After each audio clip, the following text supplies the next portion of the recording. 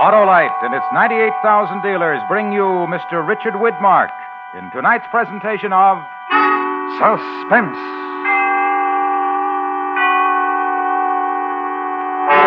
Tonight, Autolite presents the true story of a world of the dead. It's the documented account of one man left alone on a tiny Pacific island, a wasteland of no living thing, an island made up of 3 square miles of fear. The story is called How Long is the Night? Our star, Richard Widmark.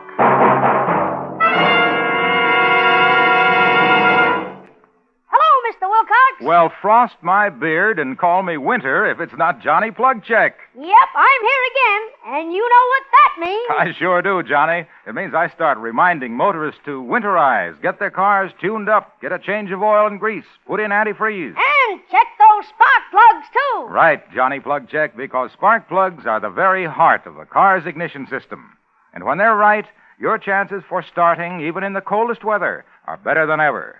So, with cold driving days ahead, visit your nearest Autolite spark plug dealer. If replacements are needed, he'll recommend those world-famous ignition-engineered Autolite spark plugs, either standard or resistor type. To quickly learn the location of your nearest Autolite spark plug dealer, phone Western Union by number and ask for Operator 25. And remember, from bumper to tail light, you're always right with Autolite. And now, Autolite presents transcribed How Long is the Night? A true story starring Mr. Richard Widmark, and hoping once again to keep you in suspense.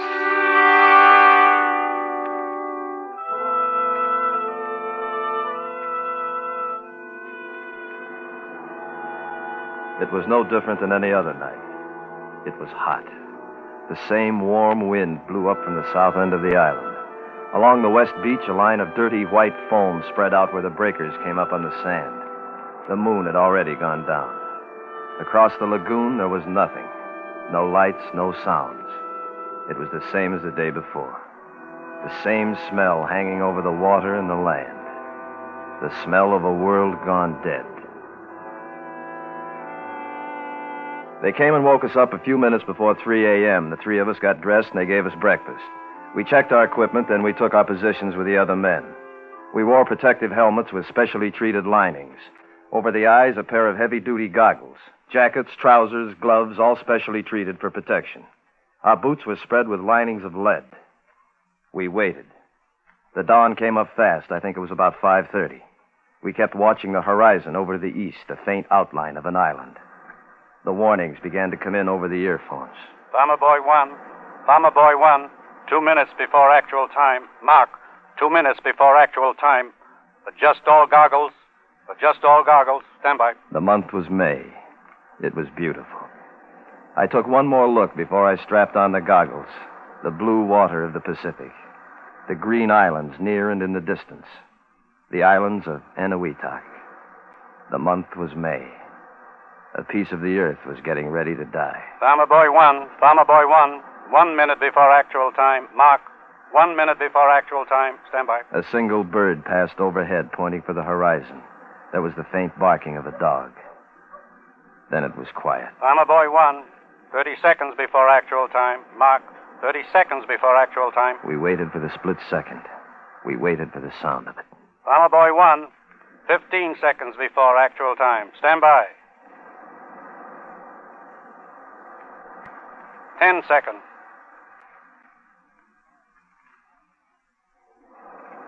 5 seconds.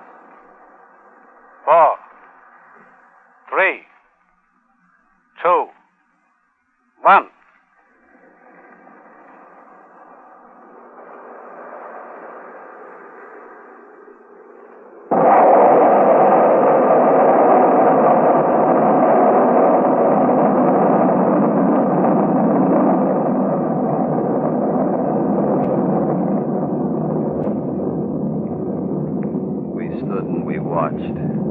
The huge body of the ocean heaved and shuddered. The island shook. The sky seemed to fill to the bursting point. We knew what it was like. The most powerful atomic bomb yet conceived. The man next to me turned and stared. His mouth was open. There was only one thing to say. He said it. Warner? Warner? Yeah.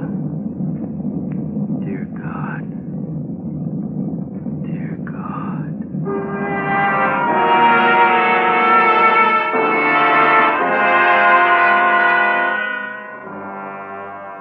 That was the first one, but there were others. Our job was to photograph the results, everything. The tests ran into weeks, months. The islands of Siodmak became a chain of black ruins, each of them festering with deadly radiation. After each explosion, we landed on the islands in the target area to photograph the remains. We got a first-hand look. It stayed with us. On the last day, I had 2 men working the cameras with me, Joe Harrison, Bert Pacelli, both good men. I couldn't blame either one of them. It just happened. Don't take any chances, Warner. Be careful. Yes, sir. Goodbye, sir. See you at Pearl. Joe, Bert, all right? Yeah, okay. All right, let her go. What's with the old man? Nothing, Joe. Told me to remind you to be careful. Don't take any chances. Not as long as I'm in this neighborhood. Atom bombs. Who needs them? Quit moaning. You got 'em. You check our Geiger counters this morning, Bert? Yeah, good shape. Brought the extra camera, too, just in case. Hey, have a look. What? Ship pulling out over there. Kind of lonesome, huh? We'll be gone in the morning. Hey, Warner, Yeah? what are they going to do? Are they going to leave anybody around at all after we take off? Yeah, I suppose so, the Marine Guard. Why? Oh, nothing. Just wondering. Even the water looks bad. Enough hot stuff in it to bring it to a boil. Oh, what do you think, Warner? You figure the natives will ever be able to come back? I suppose so. 10, 20 years, maybe. What would they live on? I mean, the islands we covered already. Couldn't even find one green plant left. Everything burned to the roots. How would they live? Take it to the chaplain, Bert. I only work here. Dead land, dead water, nothing. Give it time. Probably wear off. That's the point. What? What happens if it doesn't?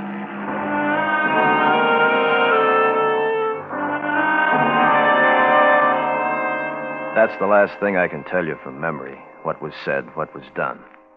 The rest of it's just as I put it down in the log. The last trip. Island 27. It's a few minutes past 1200. We've just landed at Transfer Point C. Most of the men have left here already. Skeleton crew standing by. There's one LST left at the landing pier. Harrison, Pacelli, and I move our camera equipment on board. 12:20. We clear the reef and head north for Island 27. Weather overcast. Hey, that's it ahead, isn't it? 27? Uh-huh.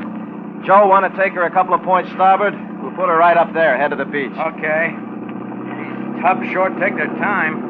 Too bad the plane couldn't have brought us in closer. Well, they still need landing strips. Brought us as far as they could. Hey, Warner, Yeah? this number 27. I thought it was on the fringe of the blast area. That's the way I get it. Why? Try your Geiger counter. Kicking up? Give a listen. Yeah. How about that? Warm dose for a fringe area. Well, you got fair warning. As soon as we land, keep moving. Don't waste any time. Make it go as fast as you can. How about your sidearms, your canteen? All okay, I'm set. Yeah, same here. With any kind of luck, we'll be back at the base for supper. All right, Joe, hold it steady. Right. What's the matter? You look worried. I'm not worried. It's just another island. I'll feel better when we're leaving. Hey, take it easy. Won't hurt a bit. That's what they told him at Hiroshima.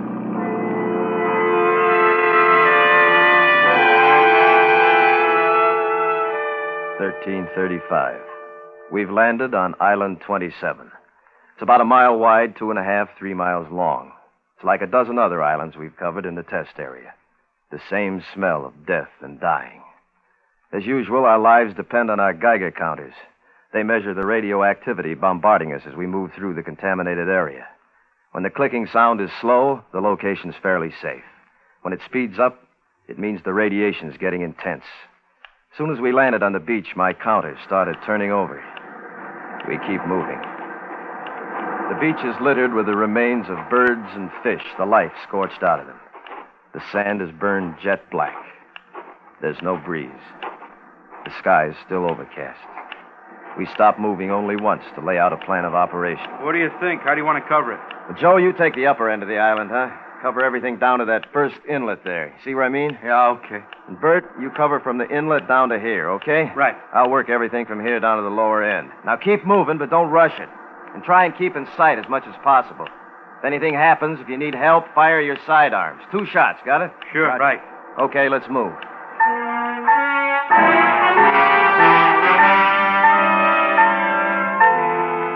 $13.40. We've started photographing the island. Each of us carry 3 cameras, 35 millimeter black and white, 16 millimeter for color, a 4x5 Graflex for the still shots. It's getting warmer. The overcast is starting to lift. In the sunlight, the island looks even worse, what's left of it.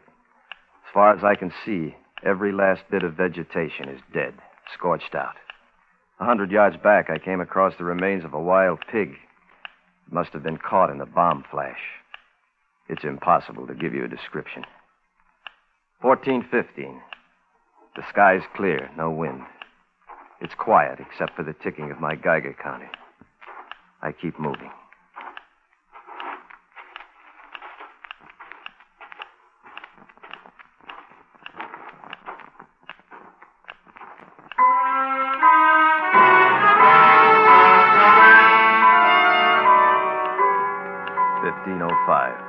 There's not a breath of wind. It's hot. I have to keep moving. There's plenty to photograph, good specimens. I've just taken some color film of a piece of coral. Looked like portions of it were melted by the heat of the blast.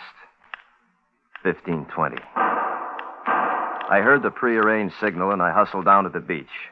Harrison and Pacelli were coming toward me, waving their arms. Yeah? What's the matter? Gotta talk to you. Nothing serious, Warner. It's gonna hold us up, though. What's the matter? Oh, we're short on film. You got any to spare? No, I'm in the same spot. More stuff to shoot than we figured, I guess. You didn't leave any supplies in the boat, did you, Joe? No, already checked it. I want to get something to eat. Getting a little hungry. Guess we should have brought along some rations, huh? Didn't figure it'd take this long. Well, all right, the 2 of you better take the boat and hustle back to the transfer point. Pick up some food, some more film. Okay. Anything special you want? A couple extra rolls of 16 color if they got it. Better make it fast if we're going to finish up today. Right. Come on, Joe. Yeah. Oh, hey, you sure you know the way back to our transfer point? I think so. We go due south to Island 20, down the east side, the second inlet. You got it. Meet you right here, about 1700, 1730. Yeah. Hey, don't worry if we're a little late. We'll make it.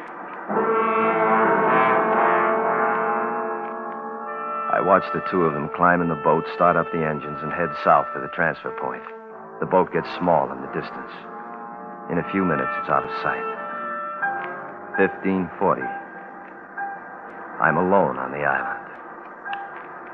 I'm alone.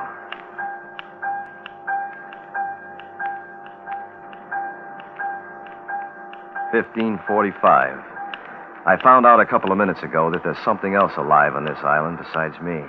I spotted it moving in a charred tangle of brush about 50 yards inland from the beach. I took a look. It was a small bird, dark colored. Apparently, he'd been exposed in one of the test blasts.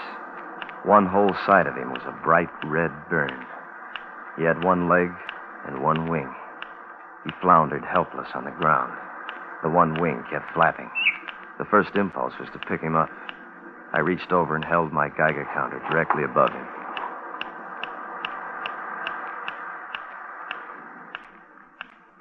Wasn't anything else I could do.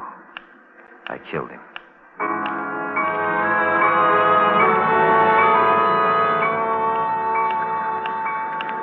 $16:30. I've just shot the last of the film, and I'm back at our rendezvous point on the beach. Harrison and Pacelli haven't shown yet. I keep watching the horizon to the south. No sign of them yet. 1700. 17:30. Still no sign.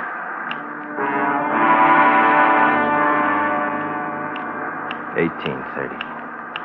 It's practically dark. Just a glimmer of light over in the west. 18:45. It's dark, pitch. No light, no sound. Only the Geiger counter. I keep looking out in the darkness across the water. No sign of the boat. I can feel the panic starting in. Where are they? When are they coming back for me? Are they coming back at all?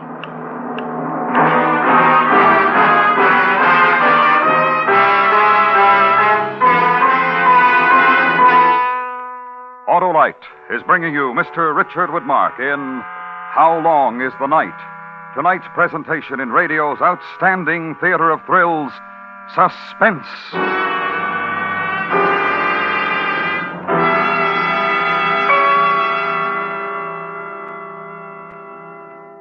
Friends, winter weather's coming fast, and if you want your car to last, you'd better hurry and be wise, for now's the time to winterize. Right, Johnny Plugcheck. It's time for a change of oil and grease, antifreeze. And check those important spark plugs, too. Because they're the heart of your car's ignition system. And when they're right, your chances of starting, even in the coldest weather, are better than ever. If replacements are needed, your Autolite spark plug dealer will recommend Autolite resistor or standard type spark plugs. Both are ignition engineered, and both are original equipment on many makes of our finest cars. By the way, the Autolite resistor spark plug, with its exclusive built-in resistor, permits a wider gap setting, which makes possible advantages such as smoother engine performance, quick starts, and double spark plug life. So winterize right now. Please do. And check those important spark plugs, too. At your nearest Autolite spark plug dealers. And remember, from bumper to tail light, you're always right with Autolite.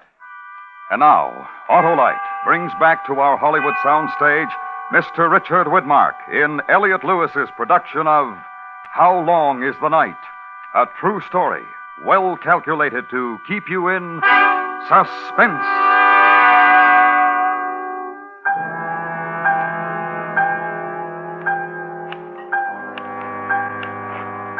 It's been over 5 hours, maybe more. I don't know. My watch stopped half an hour ago. The radiation, I think. I haven't drunk any of the water from my canteen yet. I've decided to go slow with it. I haven't got any idea how long I'll be here. I keep walking. There's not much feeling left in my legs. If I could only sit down just for a minute. But I can't. I gotta keep walking. The Geiger counter's the only thing that keeps me awake. That and the motion of walking. The moon's been up for about 2 hours now. It throws enough light to give me some idea where I'm going. I don't know how long it's going to last. There's a high bank of clouds drifting toward it. If I only had a light. If the boat had only come back for me. What could have happened? Why would they do something like this to me? I keep walking.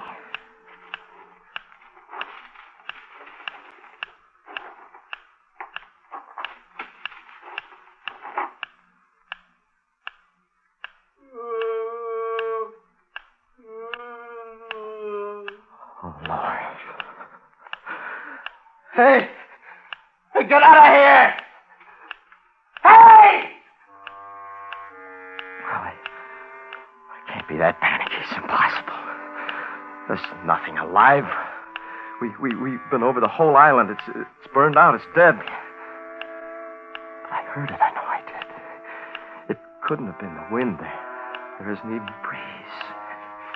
It's still there. It's hiding in the brush. Something alive. An animal? A man? Hey, what is it? What is it?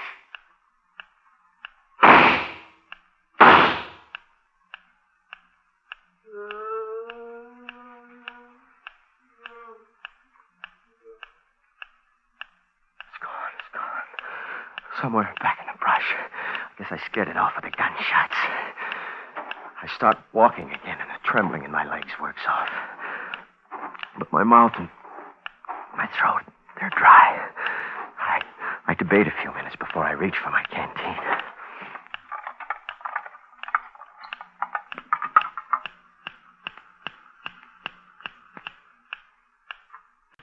Oh, it couldn't be.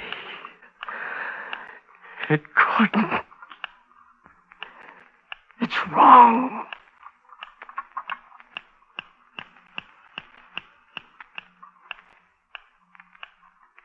There's no mistake. Reaction the same. It's no use. My drinking water. Radioactive.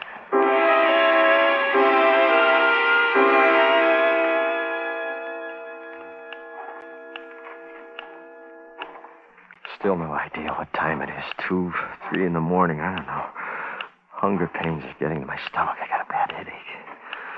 Worst thing is my mouth and my throat. I'm so thirsty. The muscles in my legs are getting numb. If I could only sit down just for a minute. No, I gotta keep walking. Gotta stay awake.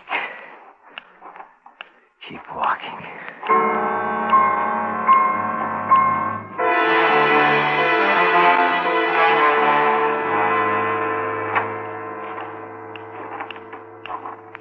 I'm somewhere inland now, north end of the island.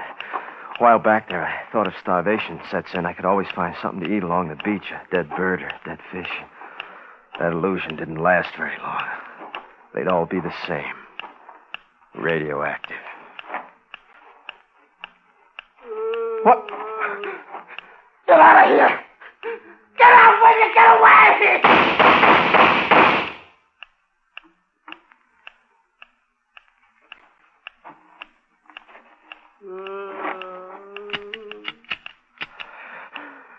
Empty. I grabbed the gun flat in my hand. The sound came closer. I brought the gun back and I threw it with all my might. And I missed. I turned. I ran.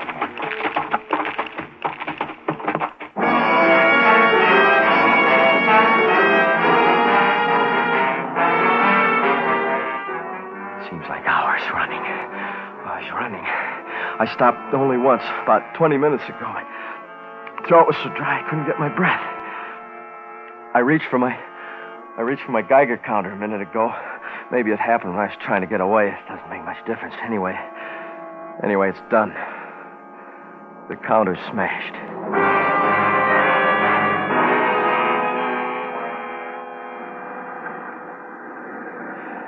I'm here, finally. I'm at the beach. And we're just in time, too. The moon's gone down. It's dark again, pitch dark. I don't care. There's nothing. There's no water, no food. The gun's gone. Geiger counter's smashed. It's gone. It's gone, everything. It's followed me back.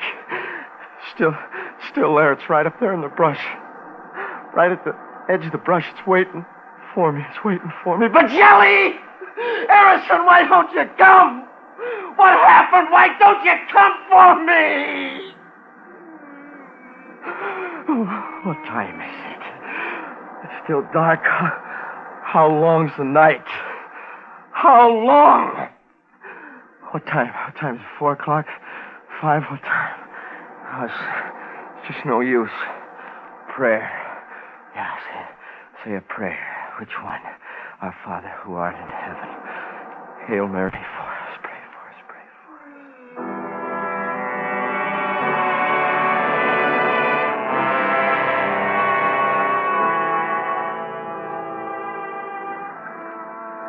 I don't know how long it's been, I'm not sure. Edge of the sky looks gray, maybe getting light. I've gone down to the very rim of the beach. I'm facing inland, my back to the water. I haven't heard the sound lately. Last half hour, anyway. And I don't care.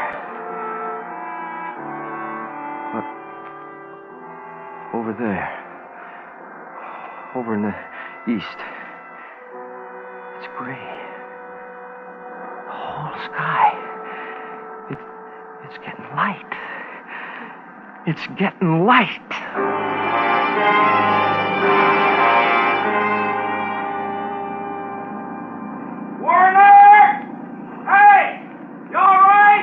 Shelley and Harrison, they come for me. I wasn't thirsty anymore. I wasn't hungry. I was alive.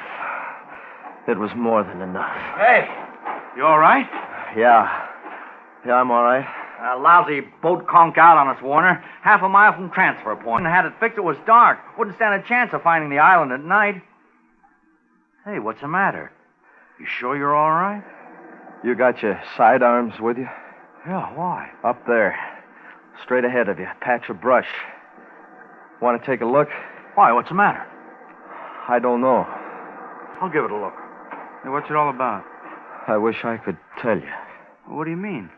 Hey, Warner, come here. Give a look. Come on.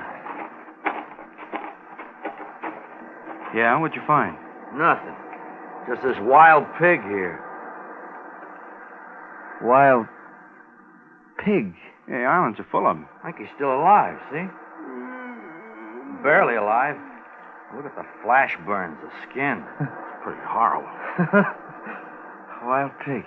Yeah. You want to take care of it, Joe? Okay. Rest in peace. Amen. Huh? Warner, you sure everything's all right? It's been a long night, Bert. Let's go home. Anything we can do for you now? Anything you want? Yeah. I want to sit down. I just want to sit down.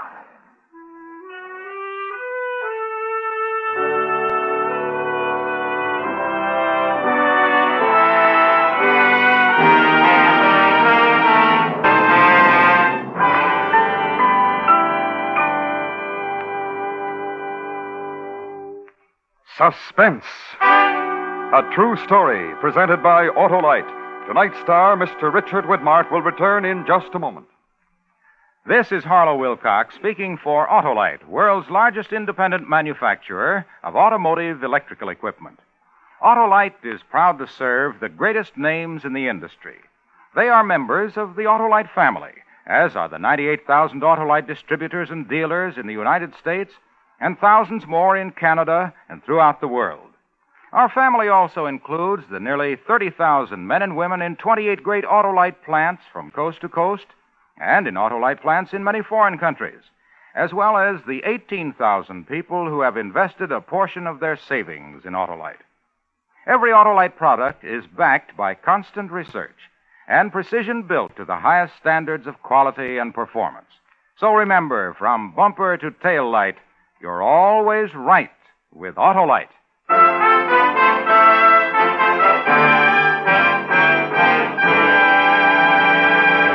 And now I'd like to present our producer-director, Elliot Lewis.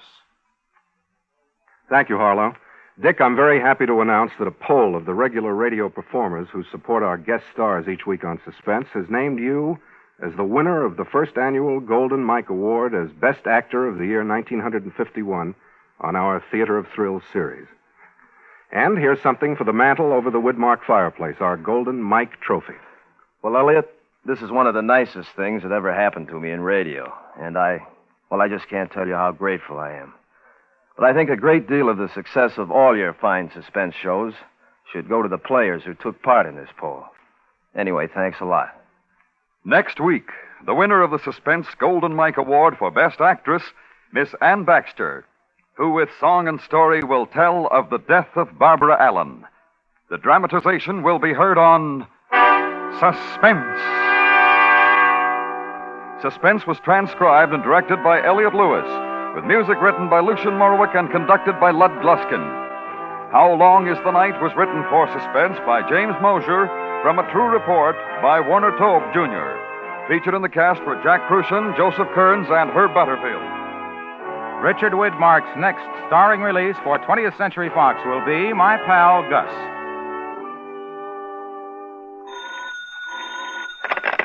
You can buy Autolite resistor or standard-type spark plugs, Autolite stay-full batteries, and Autolite electrical parts at your neighborhood Autolite dealers. Switch to Autolite. Good night.